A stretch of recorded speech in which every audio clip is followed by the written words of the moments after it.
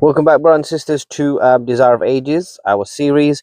We're on the last bit of chapter 9. So far, chapter 9 is called Days of Conflict, and this talks about the time before Jesus' ministry when he was growing up, maybe between his teens to maybe his early 20s, right? This is where we see this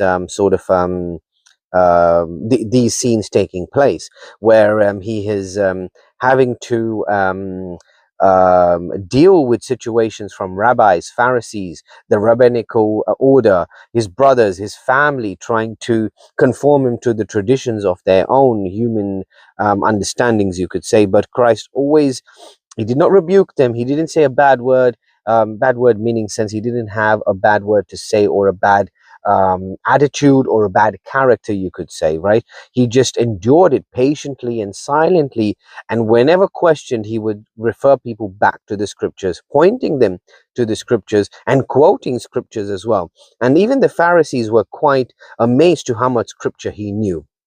So we come towards the end. Desire of Ages 92, paragraph 1. Jesus was the healer of the body as well as of the soul.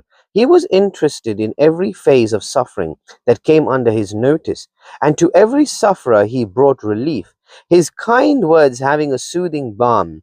None could say that he had worked a miracle, but virtue, the healing power of love, went out from him to the sick and distressed.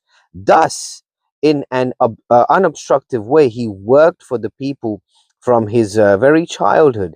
And this is why after his public ministry began, so many heard him gladly. Yet through childhood, youth, and manhood, Jesus walked alone.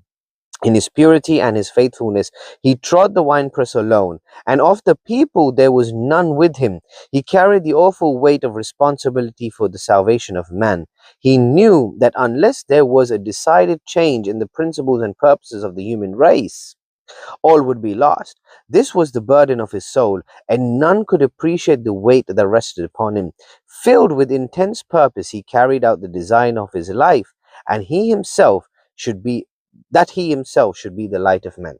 So we're here, brothers and sisters, as we come to the close of chapter 9, we see that Christ was alone who treaded the winepress, alone in many parts of his childhood, youth, and manhood, because people didn't want to be in his presence, because their stainful life would be brought to their view.